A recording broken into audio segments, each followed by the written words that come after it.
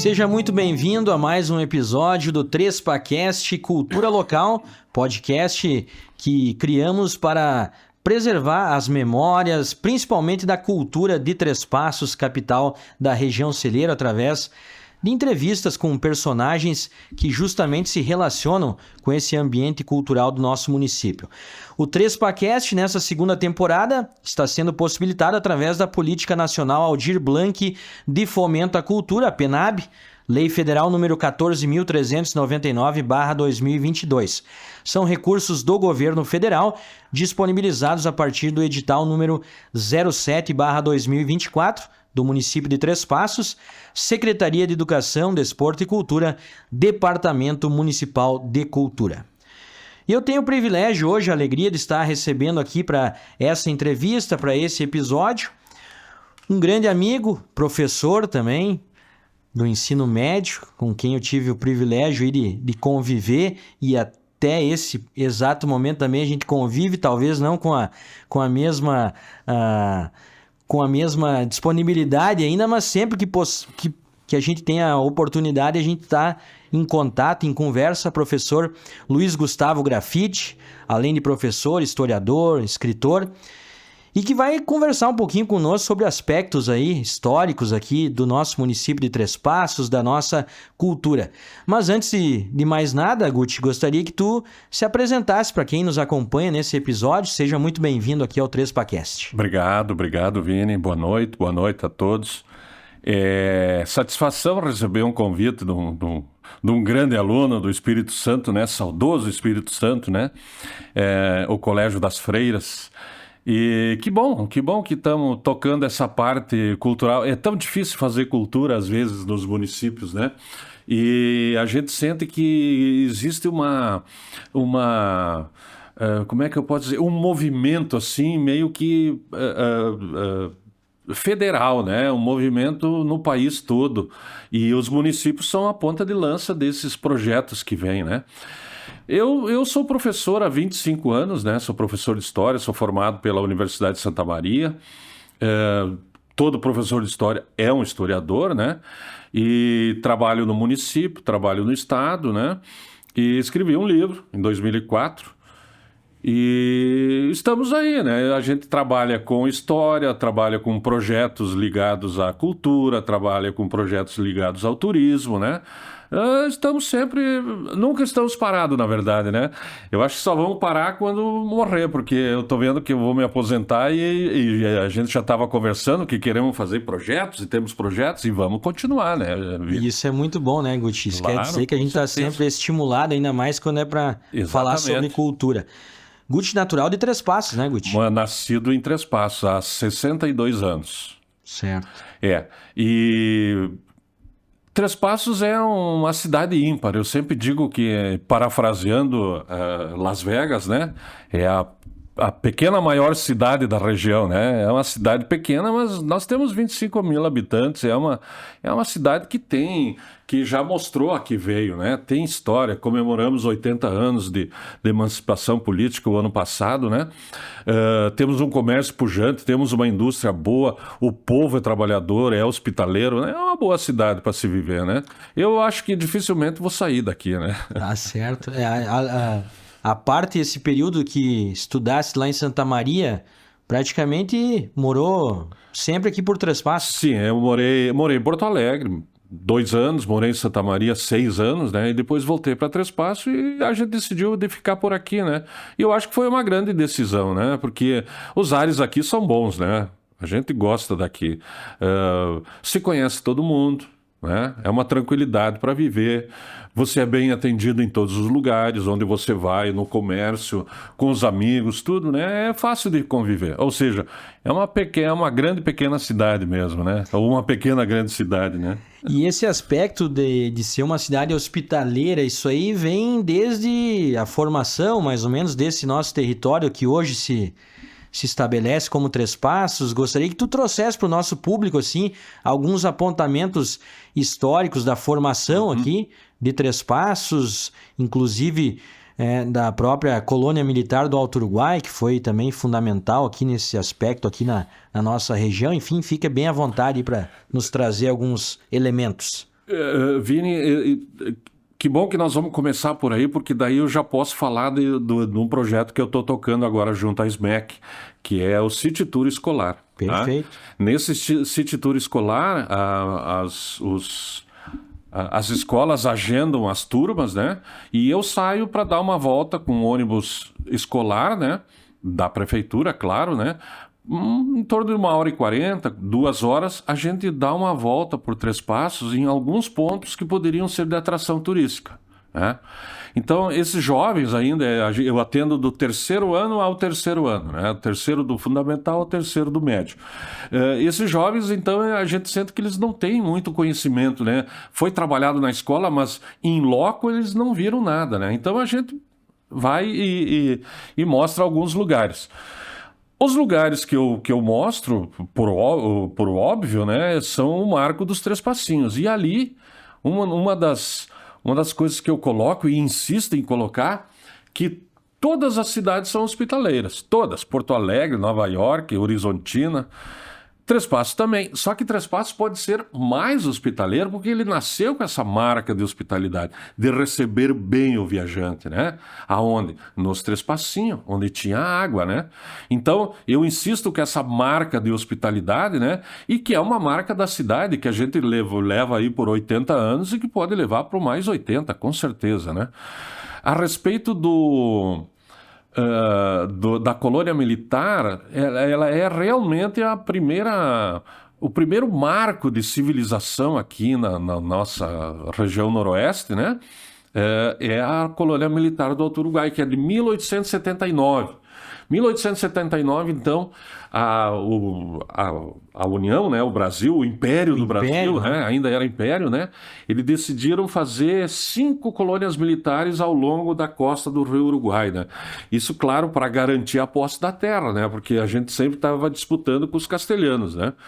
E então se achou por bem fazer essas colônias militares. Só que das 5, só uma foi feita, foi criada, que é essa do Alto Uruguai, né, que hoje pertence ao município de Tiradentes. Então, efetivamente, é o primeiro núcleo forte de populacional aqui nessa imensidão da região noroeste, foi a colônia militar do Alto Uruguai. A partir dali, então, tinha um telégrafo que ligava a colônia militar com Palmeira das Missões, né? E no meio do caminho surgiu o Três Passos, né? Para fazer um resumo da ópera, né? Esse meio do caminho era o lugar que a gente conhece a história, né? Que 3 passinhos, 3 sangas, 3 córregos, 3 riachos, né? E que serviam, eu coloco no meu livro, serviam homens e animais, né? Quem viajava se programava para parar nesses lugares. Para quê? Descansar, tomar água, fazer comida, né? Dar água para os bichos, né? E depois seguir a jornada, né? Então, é um lugar hospitaleiro, sim. Importante que tu citasse nesse projeto que tu está desenvolvendo, Guti, é justamente os marcos de referência, né, dos Três Passos, que eu acho que são bem significativos, precisam muito ser preservados, valorizados, né? E eles ficam muito próximos da Rua Miraguaí. Eles ficam na Rua Miraguaí. Uhum. Que é um aspecto que eu acho que é importante que tu destaque. Ó, em conversas entre nós, você já citou algumas vezes, né? Que é uma via fundamental. A Rua Miraguaí, né? É a rua mais antiga da cidade, e onde moram as melhores pessoas de Três Passos. Eu morei muitos anos, agora eu moro na debaixo, na Anita Garibaldi. O Baleia é um que mora na Miraguaí, né? A família Bordini, né? Mas realmente, a Rua Miraguaí, se não é a mais antiga, é a mais antiga, né? É na Rua Miraguaí que passava o telégrafo, inclusive, né? Esse telégrafo que eu acabei de falar, que ligava a Palmeira à colônia militar, passava ali, né? E era a internet da época, né? É o que eles tinham para a sua comunicação. E ali naquela baixada vindo do Águia de Aia, né? Descendo o Águia de Aia ali na Antiga Brahma. Isso, indo em direção ao Círculo Operário, ali naquela baixada Três Passos começou. Ali onde é que está o marco ali do primeiro, do terceiro passinho, dependendo de que lado você vem, né? Certo. Ali começou Três Passos, ali estava a Casa da Guarda. Então, a partir de 1882, porque essa estrada que existia entre Palmeira e a colônia militar, ela era no meio do mato, né? Um mato bem fechado, né? E circulava muita gente. Tropeiros, bandidos, padres, coroinhas, né? Todos eles circulavam por esse caminho. E os militares do Alto Uruguai, então, resolveram fazer essa Casa da Guarda para avançado, né? Vamos dizer, uns 30, 40 quilômetros do Alto Uruguai, né? Em sentido sul, para que a pessoa que ficasse ali cuidasse, então, quem passava na picada geral, que chamava na época, né? Quem foi que ficou ali? O guarda João Padilha do Nascimento, nosso primeiro morador, né? E essa Casa da Guarda, na verdade, eu até hoje não achei ninguém que pudesse me dizer exatamente onde é que ela era, né? Então, quando eu tô ali no marco do passinho ali, eu falo para os alunos, ou quem está comigo, que era nas imediações do Águia de Haia ali, né? É uma referência. É uma referência, claro. O importante é saber que ali naquela esquina ali, entre a Estivalete Pires, eu acho, né? Isso, Estivalete com a Pires, Miraguaí, né? Ali começou o trespasso. Ali começou. Certo. Efetivamente é ali. E agora até pegando um gancho agora dessa tua fala, nós temos um outro episódio bastante marcante que foi justamente, né, a morte do Padre Gonzales, Coroinha Adílio Daronchi, né, num aspecto de confronto, né, uma revolução ainda de 23, né? De 23, exatamente. E ainda Chimangos e Maragatos. Que ainda trazia algumas escaramuças, né? Especialmente aqui nessa região norte do estado. Uhum. E sem dúvida é um dos episódios mais marcantes também aqui na história do município, Guti. Com certeza. Tanto é que eles estão no panteão da Igreja Católica, né? São os beatos mártires do Rio Grande do Sul, né? Qual é a diferença de um beato para um santo? O beato, você prova um martírio, né? Uma pessoa que sofreu por aquilo que acreditava, né? Pela igreja, por Cristo. E o santo não, daí o santo tem que comprovar o milagre. Eu sei que há nas igrejas da Diocese de Frederico já livros, né, onde a população vem relatar milagres atribuídos ao padre e ao coroinha. Numa próxima oportunidade, daqui a 10 anos, 100 anos, 80 anos, né, pode ser que vão tentar, então, santificar esses dois, né? Isso, que é um processo daí um pouco Exato. diferente. O processo que levou à beatificação foi nos termos da Igreja Católica, foi rápido. Durou 10 anos, de 97 a 2007, né? Então, em outubro de 2007, eles foram beatificados numa grande missa campal lá em Frederico, né? Foi muito bonito o local. Foram beatificados, então, com o nome de Beatos Mártires do Rio Grande do Sul. O que nos leva a pensar que temos beatos, são reconhecidos pela Igreja de Roma, são. Então, se trabalharia o quê? Turismo religioso, né? É o que nos leva, né? O ano passado, essa história aí do Padre e do Coroinha completou 100 anos, né? 1924, 2024, né? E em 1924, o Rio Grande do Sul, ele estava passando por... Imagina, era... 20 anos já, 25 anos da... República. Não, era 25 anos do governo do Borges de Medeiros. Borges de Medeiros. Então estava todo mundo cheio, né, com o camarada. E houve então essa desavença entre dois grupos políticos tradicionais, né? Os liberais, que não eram tão liberais assim, né? E aquela parte mais jovem, que queria mudanças e tal, né? E bem no fim a gente resume tudo em Chimangos e Maragatos. Isso, que foi até um episódio que sucedeu o primeiro grande conflito civil do Rio Grande do Sul de 1893, né? Você sabe... Algumas questões que mal resolvidas, isso, exatamente, inclusive. era o que eu ia dizer. No Rio Grande do Sul, uma revolução sempre é a continuação da outra, vamos dizer assim, porque fica as coisas mal explicadas, uma família quer tirar satisfação que aquela família matou dessa família, né? Então era bem complicado. Esses grupos políticos, eles só vão se unir por ocasião da Revolução de 30. Então, ao mesmo tempo que a Revolução separava as famílias, os irmãos, né? Em 30 ela une. Né? E Quem uniu, então, eles foi Getúlio Vargas, né? Então, a era Vargas, a partir de 30 até 45, foi muito, muito bom para o Rio Grande, botou o Rio Grande no mapa, né? Mas o que nos interessa é o padre, né? O padre e o Coroinha. Então, eles andaram por aqui há 100 anos atrás, né? Depois da Páscoa de 24, eles andaram por essas bandas aqui, né? O padre era vigário de Nonoai, mas o vigário de Palmeira, justamente por causa da Revolução, ficou sem vigário. E daí o bispo de Santa Maria pediu se ele podia atender essa paróquia. E ele atendeu. Só que naquela época as pessoas não iam na igreja, porque era muito longe sair de casa para ir na igreja. Então quem procurava o seu rebanho era o sacerdote, né? Então o padre saiu. Né? Maio de 24, aí, nesse mundão de verde aí, de árvores e mato e floresta e bichos, né? Para fazer o quê? O que um padre faz? Batizar, dar extrema-unção, casar. Né?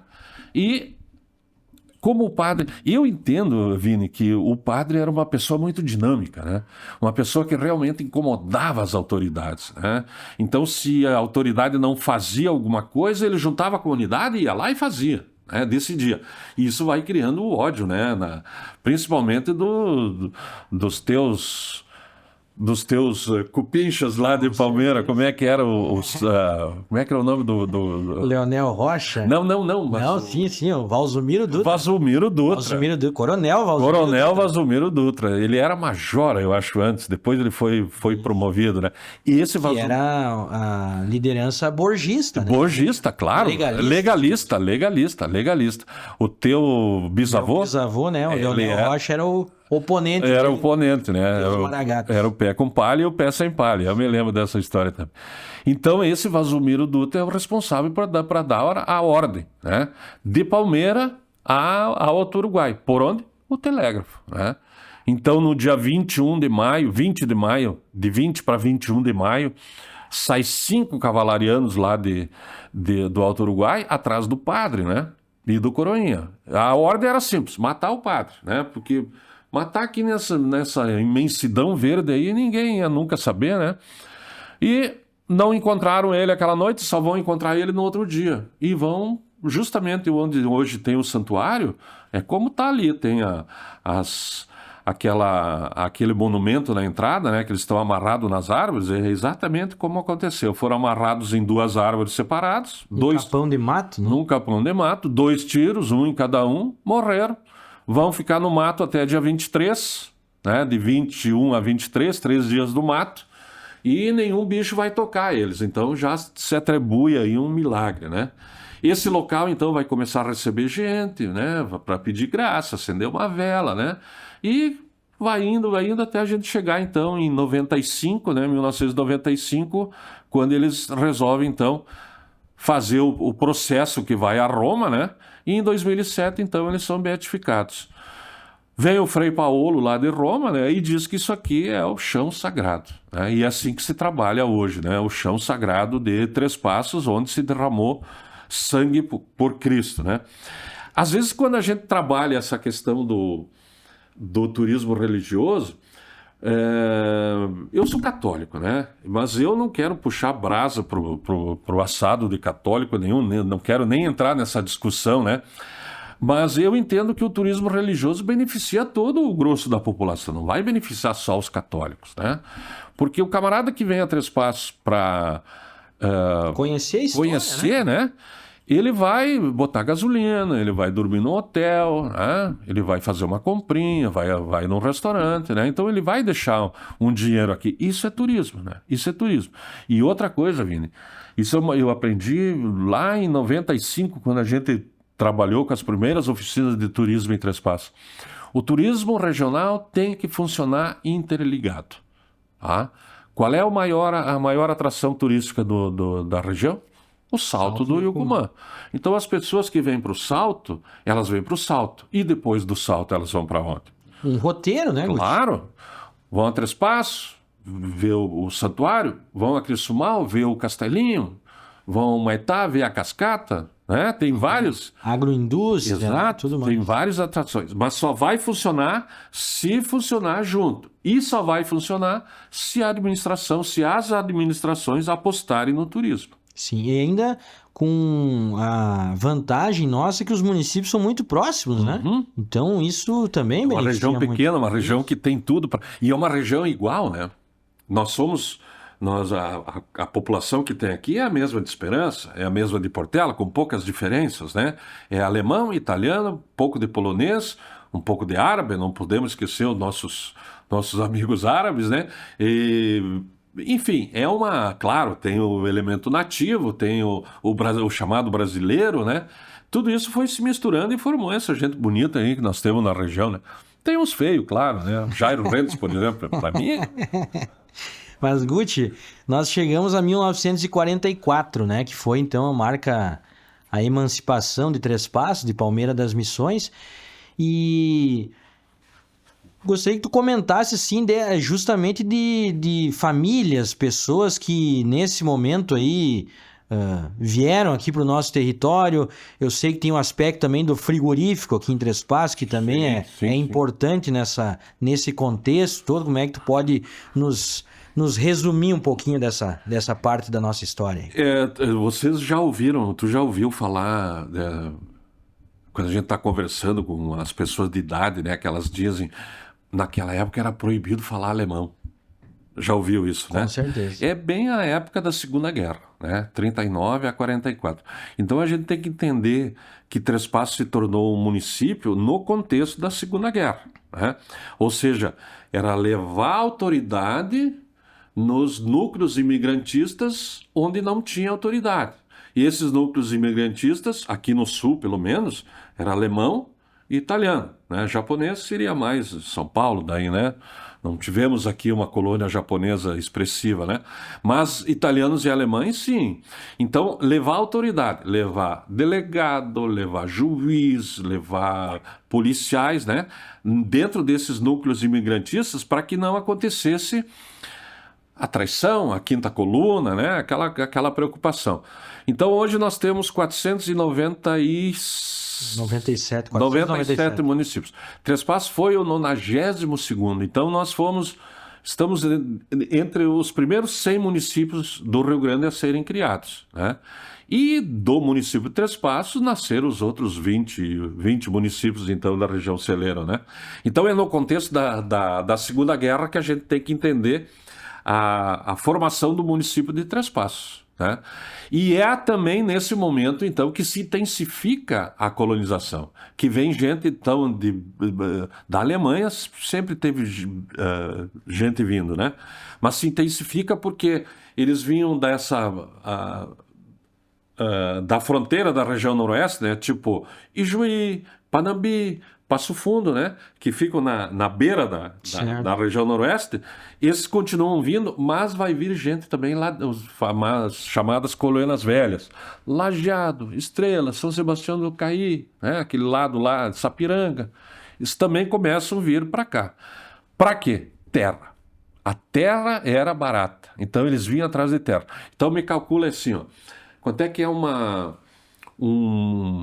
colônia de terra? É 25 hectares. Então, camarada lá em Estrela tinha uma colônia de terra, 25 hectares e 8 filhos, 10 filhos, 12 filhos. Não tinha como dividir. Tinha, mas cada um ia ficar com muito pouca terra, né? A solução era, e não eram os primogênitos, né? Então, a solução era juntar os trapos e migrar. Desbravar uma outra região. E a cara e a coragem e vir embora, né? E vieram. Esse é o típico imigrante que veio para Três Passos, que veio com a cara e com a coragem. A gente não pode dizer com uma mão na frente e outra atrás, né? Mas é isso aí. O imigrante que veio para cá veio não aventurar, ele veio para trabalhar. E a terra era boa, a terra era fértil, as condições que foi dadas para eles não seriam as ideais, mas foram boas, né? Ajudaram a formar uma comunidade vibrante e pujante, né? E o frigorífico se inclui nisso. O frigorífico poderia ser considerado a primeira indústria de peso. Claro que nós tínhamos outras indústrias aqui, né? Inclusive tínhamos indústria de cerveja aqui, cerveja gasosa, né? Refrigerante, mas uma indústria de peso mesmo, né? Que arrecadava o suíno na região, matava, né, carneava, embalava, fazia os produtos e mandava principalmente para São Paulo. Então era uma indústria grande já, né? E foram os meus antepassados italianos que fizeram essa indústria, né, que era o frigorífico Três Passos. Esse frigorífico vai impulsionar muito o Três Passos. Três Passos vai ser conhecido nos anos 50 em muitos lugares, né? Eu me lembro que para o meu livro eu entrevistei, não me lembro o nome agora da pessoa, mas ele era relojoeiro. Ele disse que chegava a vender 50 relógios por dia nos anos 50. 50 relógios por dia.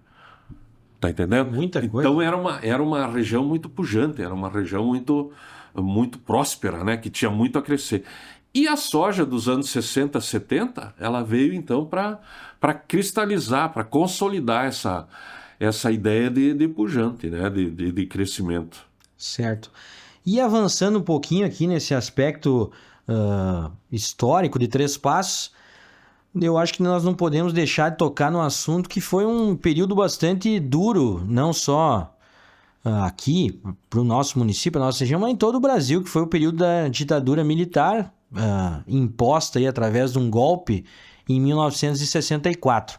E Três Passos teve alguns momentos que a gente precisa trazer, até porque, na minha opinião, são ainda alguns episódios que são pouco estudados, pouco retratados. Pouco conhecidos. Pouco conhecidos.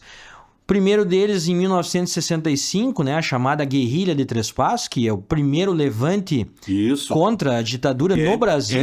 É importante se frisar isso, Vini, que foi o primeiro movimento contra a ditadura. Antes de fechar um ano, eles tinham que fazer esse movimento, né? De repente não foi um movimento tão bem organizado, né? Mas o interessante é que foi para marcar território. Antes de um ano, né? Foi 26 de março de 65, né? Foi quando foi... Isso. Poucos dias antes, né? Poucos dias antes de... Dá para perceber que tinha que ser antes de um ano para a proximidade das datas de aniversário, né? E tá ligado ao Brizola, né? O Brizola, o Grupo dos 11, que era muito bem organizado aqui na região, a região de Campo Novo também, né? Ligado ao Brizola. Só que não com a autorização dele, né? A autorização expressa do Brizola, não. Mas o movimento era ligado a pessoas próximas a ele, certo? E quis o destino, né, que esse episódio ficasse conhecido como... muitas vezes as pessoas não dão importância porque no mesmo dia em que eles resolveram fazer essa empreitada, né? A tomada aqui de Três Passos. Um dia, 2 dias depois já estavam presos. Sim. E foram torturados, claro, né? Com certeza. Sim, muitas vezes é tratado até com uma forma meio que de ridicularizar, talvez, o episódio. Mas num contexto histórico é bastante emblemático, né? Esse episódio. Claro, só de ser o primeiro. Vini, quando eu estava pesquisando sobre isso, eu falava com as pessoas, algumas pessoas diziam, aquele episódio que tomaram um porre de vinho ali em Campo Novo, no interior, na propriedade do seu Valdetar, saudoso seu Valdetar, tomaram um garrafão de vinho e resolveram derrubar o governo do Brasil. Não, isso é bem mais complexo. Bem mais complexo. É simplificar demais e numa falta de tato, assim, né? De uma coisa que gente morreu, gente foi torturada, né? Em função disso. E, na verdade... eram aventureiros, eram jovens. Quem coordenava era o Jefferson Cardim, né? Jefferson Cardim Osório e me ajude, o outro era um sargento da brigada. Sargento Alberi, né? Alberi, exatamente, Alberi. Que dizem as que depois teria... que era informante do exército, né? Mas eu acho que eles foram loucos de bom. Pelo pouco armamento que eles tinham, todos eram oriundos de algum batalhão, de algum grupamento militar. Então eles tinham conhecimento militar, né? Afora esses agricultores que arregimentaram um grupo de pequenos agricultores, né? Em cima que no interior de Campo Novo, né? Onde hoje Bom Progresso. Era o Firmo Chaves, o seu Valdetar Dornelles. Os irmãos do seu Valdetar. Isso, tinha bastante gente envolvida. Né? E como eu falei, em cima do grupo dos 11, que já tinha uma organização, ficou mais fácil para se organizar. Né? Mas eu acho que, como eu insisto em dizer, eles foram muito, muito felizes em fazer isso. Né? Apesar de não ter dado certo e terem sido torturados e muitos tiveram sequelas o resto da vida, mas eles eram jovens e o jovem naquela época era aquilo ali que ele tinha que fazer. Né? Pro bem ou pro mal, ele tinha que fazer. Será que hoje, se houvesse alguma coisa parecida, alguns jovens teriam esse desprendimento de fazer alguma coisa assim? Essa rebeldia, né? Acho que não, né? E só para contextualizar, né, Guti, eles tomaram aqui Três Passos através do destacamento, né, da Brigada Militar, a rádio, né? Três Passos era importante por causa da rádio, do presídio, né, e do quartel para conseguir as armas, né, para fazer a revolução, então, né? E por ser também uma cidade maior, né? Aqui eles iam conseguir o que eles... E próximo à fronteira também, né? Aqui eles iam conseguir tudo o que eles iam necessitar para a empreitada, né? Então eles chegaram na cidade, entraram na cidade, tomaram conta da delegacia, renderam as pessoas lá, tomaram conta do presídio, renderam as pessoas lá e tomaram conta da rádio, onde leram o manifesto. Esse manifesto eu procurei em todos os livros que me caíram na mão, em todos os trabalhos de faculdade sobre a Operação Três Passos e não achei. Mas deve ter sido alguma coisa. Nós, do grupo tal, né, estamos aqui e agora é uma revolução, estamos, né, e convocando a população, né, e daí se mandaram para Portela. Em direção a Portela. Eles esperavam que teria já, né, um desencadeamento em quartéis de outras regiões, como Santa Maria, né? Eles, ao menos teoricamente, era isso que eles aguardavam, né? Sim. Aí é que houve a falha de comunicação entre uma autorização do Brizola, que estava no exílio, com o próprio Jefferson Cargin. Ele acabou executando o plano sem ter essa certeza de que o Brizola iria articular, então, com outras regiões, enfim. No Brasil, as revoluções são o que nós chamamos de quarteladas, né?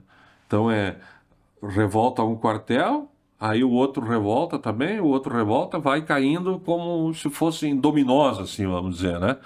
Só que, realmente, o Brizola, ele não estava muito, como é que eu posso dizer, convencido de que seria o ideal. O melhor método e o melhor momento. Exato, né? Mas que tinha que ser dado uma resposta, tinha que ser dada. É aquilo que eu falei, antes de um ano tinha que ser dada a resposta. Então, eu acho que ele deu a sua aprovação, né? Mas meio não aprovando, né? Vamos ver como é que fica. Se der certo, aí tudo bem. E o Jefferson era muito intempestivo, né? Vamos fazer, vamos acontecer. Era um coronel do Exército, que já não era mais, porque já tinha sido expurgado. Isso, estava no Uruguai, né? Por ter sido taxado de comunista, né? E mesmo o Alberi também era uma pessoa muito dinâmica nessa questão de questões militares, né? E o resto, então, foi arregimentado, né?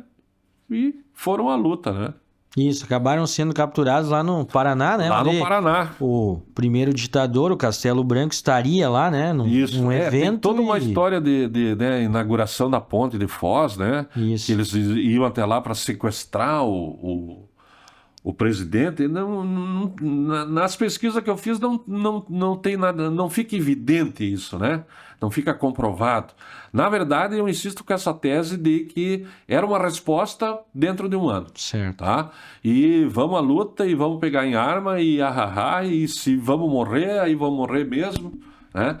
Nas entrevistas que eu fiz com o seu Valdetar, dava para ver isso, que, repito, eram jovens e queriam pagar para ver e vamos fazer, que se nós não fizer, ninguém vai fazer. E Três Passos, nesse contexto, acabou por ser um município aqui próximo à fronteira com a Argentina. Depois, quando o regime autoritário endureceu, acabou sendo transformado numa área de segurança nacional, a partir do AI-5, né? Enfim. Acabou só em 79 isso. E isso também gerou um aspecto de um maior endurecimento aqui na própria cidade e tudo mais. E em 1970 nós tivemos também um episódio bastante marcante e doloroso aí na nossa história, que foi a tentativa de criação de uma base da VPR, a Vanguarda Popular Revolucionária, liderada em nível nacional pelo Marighella, né? Na verdade, o Lamarca, né? O Lamarca. VPR. O Lamarca era quem comandava, né, esse... É que os dois são Carlos, né? Carlos Lamarca. Carlos Lamarca. E, inclusive, nós tivemos aqui em Três Passos, né? Onde hoje é o Hospital de Caridade, era o quartel, né? Na época. Brigada Militar. E acabou sendo enviado aqui para o Rio Grande do Sul um dos maiores torturadores, né, daquele período, que era o Paulo Malhães. Paulo Malhães. E veio, inclusive, ensinar técnicas de tortura aqui em Três Passos a partir de um enfrentamento do regime ditatorial com esse grupo que tentava construir essa base para abrigar o Lamarca aqui na região, próximo a uma região de fronteira e tudo mais, era nesse contexto, né? E nós tivemos um personagem bastante importante na nossa história, ex-prefeito Reneu Geraldino Merz, foi uma das pessoas, né, presas, torturadas, junto com o ex-prefeito de Braga, né, Alberi Maffi, o Roberto De Fortini, né, um ítalo brasileiro que também era quem tentava coordenar esse grupo. Também foi um momento bastante doloroso, né, uma chaga aqui para o nosso município. Essa parte eu não tenho muito conhecimento, Vini, mas tudo que tu falou é com muita propriedade, né? A nossa terra aqui é uma terra de homens que, se tem que fazer um enfrentamento, eles vão, né? E sobre o que tu falou, eu me lembro que o Hospital de Caridade, o prédio do Hospital de Caridade, ele era um prédio verde, né? Aquele verde militar, né? E, inclusive, a gente tinha um certo receio de passar por perto, né? Eu era criança, devia ter uns 8, 10 anos.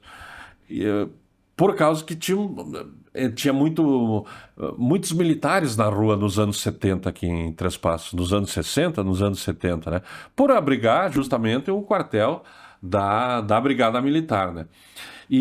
Mas mesmo assim, essa terra aqui foi escolhida, então, para ter esse núcleo terrorista, ou que pudesse receber alguns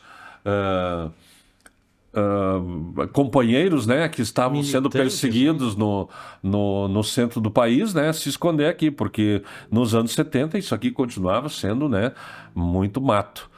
E numa dessas aí, então, prenderam o Reneu também, né, em função de várias coisas que ele já tinha feito. Ele já tinha sido... inclusive cassado o mandato dele, né?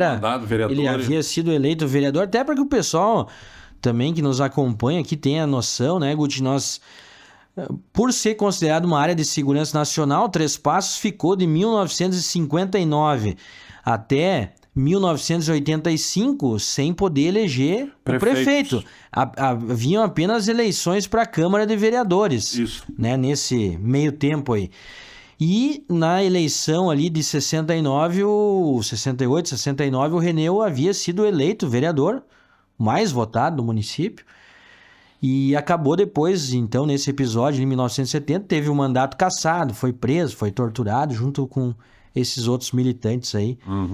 E isso demonstra também justamente a dureza, né? Que foi esse período aí até restabelecer, até o período da redemocratização, enfim, da anistia. A gente não tem ideia do que foi esse... que temos ideia pelos livros que nos trazem, né? Mas a gente não tem ideia do que esses jovens sofreram, né? Por isso que ditadura nunca mais, né? Eu acho que tivemos a oportunidade de escapar de uma agora, há menos de um ano atrás aí, e tomara que continuamos trilhando o caminho das eleições livres, democráticas, né? E que a gente tem que acreditar um pouco nas instituições, né? Se a gente achar que todas as instituições de um Estado estão falidas, Aí vamos morar em Marte, então, né? Vamos morar na Lua, se não tem o que fazer aqui mais, né? Certo. E avançando um pouco mais agora, já para a gente ir também finalizando a nossa conversa, Guti, já Mas pegando já? então... Pois é, mas a gente vai ter o compromisso de fazer mais episódios, até para que a gente possa retratar Tranquilo. outros momentos da nossa história. Já nesse período de redemocratização, então, aqui Três Passos, né, nós tivemos alguns pontos importantes que eu gostaria que tu comentasse, até porque tu teve participação na construção dessas iniciativas. Uma delas, o Museu da Colonização, que infelizmente hoje estamos sem esse espaço, né, há alguns anos já aí que acabou sendo desmontada aquela estrutura, mas eu queria que tu contasse sobre esse museu que nós tínhamos aqui, que teve contribuição de muitas e muitas famílias aqui do nosso município. Sim, o Museu da Colonização foi uma época que se trabalhou muito, Vini, mas muito mesmo, né? A política de acervo que a gente tinha... Bom, no começo foi na administração da Zilá Breitenbach, né? Se fez então um prédio de madeira coberto com tabuinhas, né?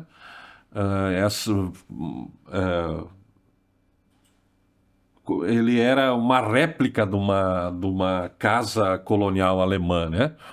E ali dentro se colocou, então, alguns objetos que uma cidadã de Três Passos teve o carinho de juntar, né? E foi doando, e foi fazendo, e fomos montando aquele museu. Um acervo.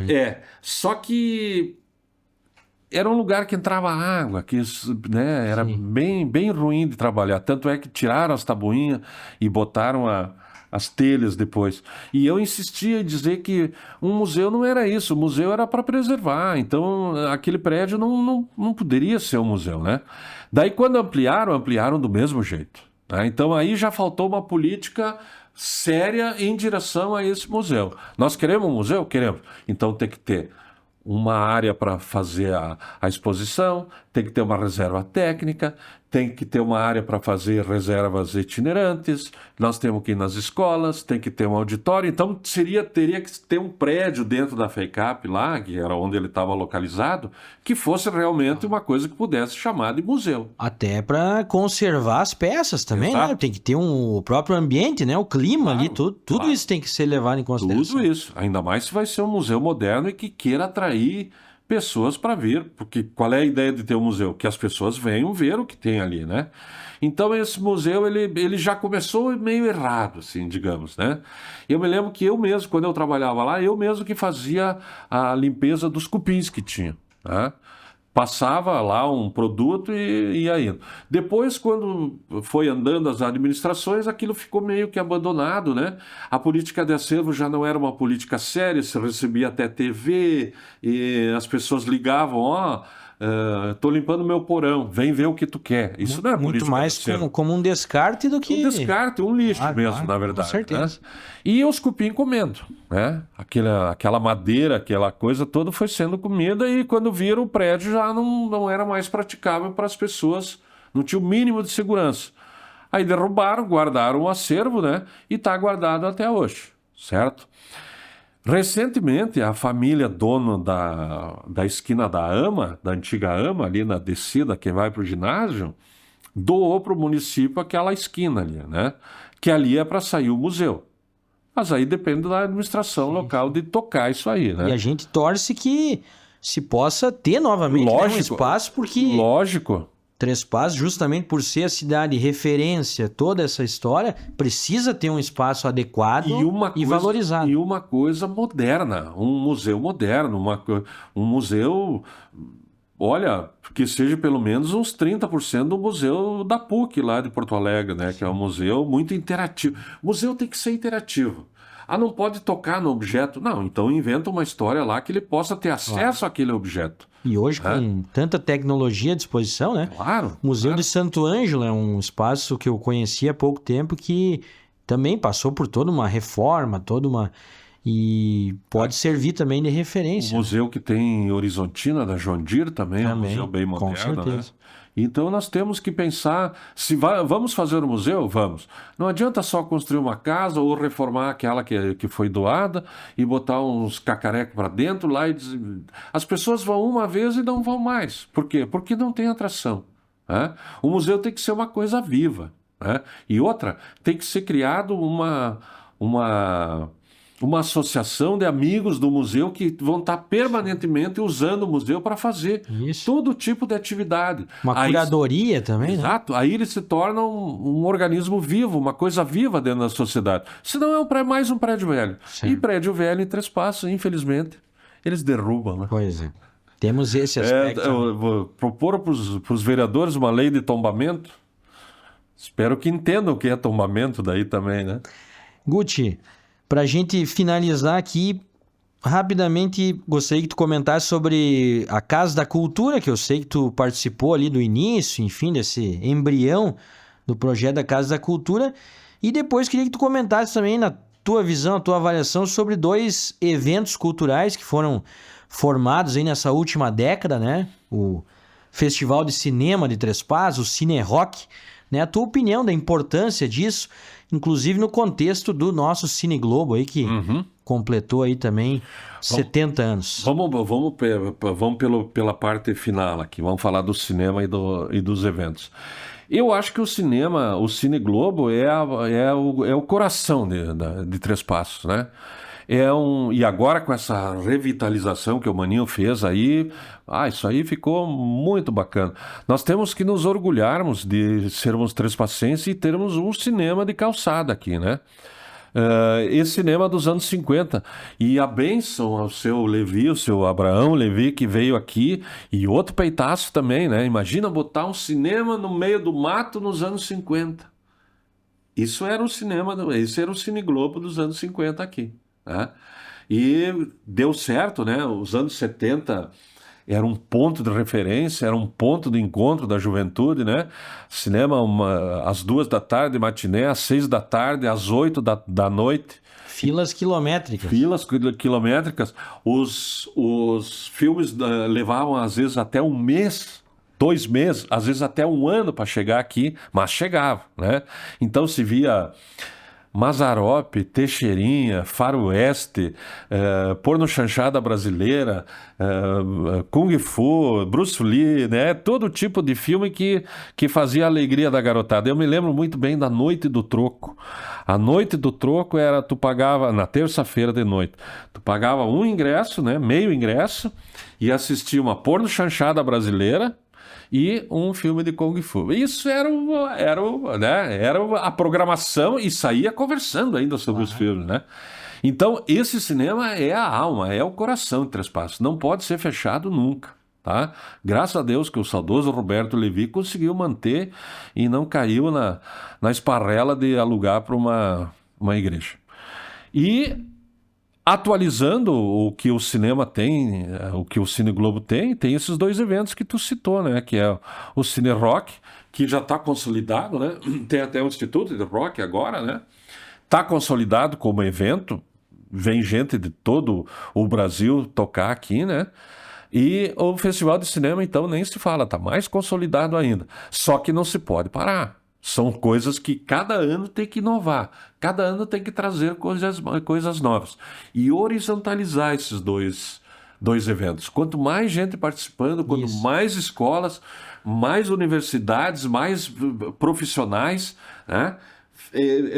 Esse é o grande desafio, né? Exato. Renovar as pessoas que estão ali envolvidas, Inclusive, sempre que possível. Vini, quando eu fui secretário por um ano, secretário de Educação, um dos meus projetos era montar um laboratório de edição para os curtas do festival, né?